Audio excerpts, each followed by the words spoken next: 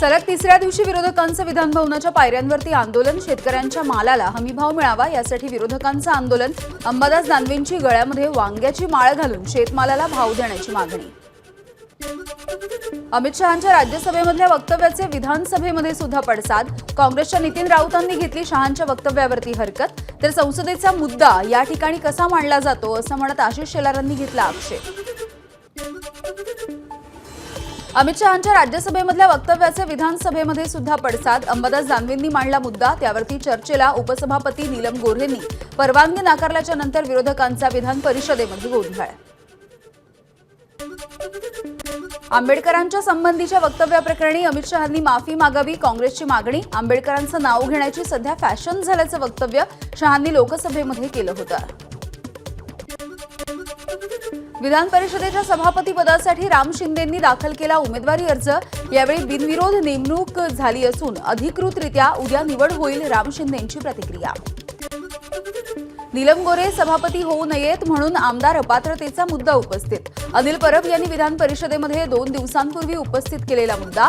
राम शिंदेंचा मार्ग मोकळा करण्यासाठी ठाकरे गटाचाही अप्रत्यक्ष हातभार असल्याची चर्चा. उपमुख्यमंत्री अजित पवार विधान भवनामध्ये दाखल. 2 दिवसांच्या नंतर आज अजित पवार विधिमंडळाच्या कामकाजामध्ये सहभागी. हिवाळी अधिवेशनाचा आजचा तिसरा दिवस. विधानसभेमध्ये आज बीड आणि परभणी या घटनेच्या संदर्भात चर्चा होणार. मुख्यमंत्री या प्रकरणी काय कारवाईचे आदेश देणार याकडेही लक्ष.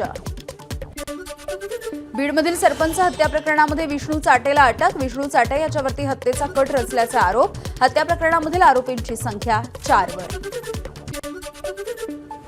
वाल्मिक कराड धनंजय मुंडेंच्या जवळचे नेते असून त्यांना राजकीय पाठिंबा.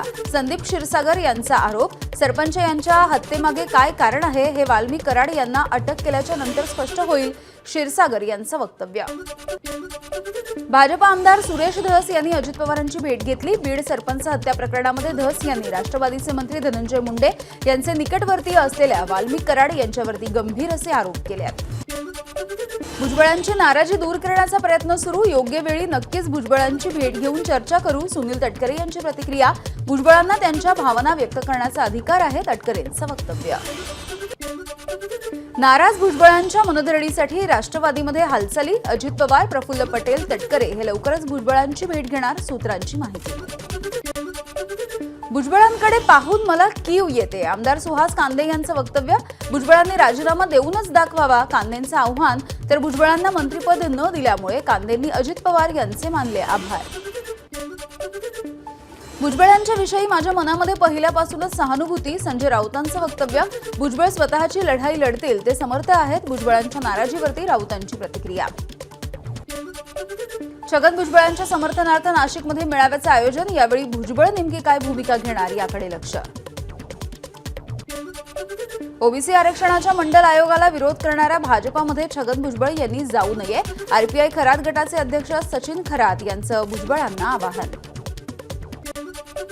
अनिल देशमुखांवरील कथित दगडफेकीचं प्रकरण. अनिल देशमुखांचा आमदार चरणसिंग ठाकूर यांचा भाऊ राजा ठाकूर याच्यासोबत दगडफेकीच्या नंतर वाद झाला होता, अशी नवी माहिती समोर. अलमट्टी धरणाची उंची वाढवण्याचं काम थांबवण्याची मागणी. करवीरचे आमदार चंद्रदीप नरकेंची विधानसभेमध्ये मागणी. अलमट्टी धरणामुळे सांगली आणि कोल्हापूरमध्ये पूर येत असल्यामुळे केली आहे मागणी. शरद पवारांनी पंतप्रधान मोदींची भेट घेतली. दिल्लीमध्ये होणाऱ्या आगामी मराठी साहित्य संमेलनाचं निमंत्रण देण्यासाठी भेट. तर शेतकऱ्यांच्या प्रश्नावरती सुद्धा मोदींसोबत चर्चा. पवारांची प्रतिक्रिया. शरद पवारांनी घेतली उपराष्ट्रपती जगदीप धनखड यांचीही भेट. यावेळी साताऱ्यामधील 2 शेतकरी शरद पवारांच्या सोबत. शेतकऱ्यांनी शेतामधील डाळिंब धनखड यांना दिले भेट. एबीपी माझा, उघडा डोळे बघा नीट.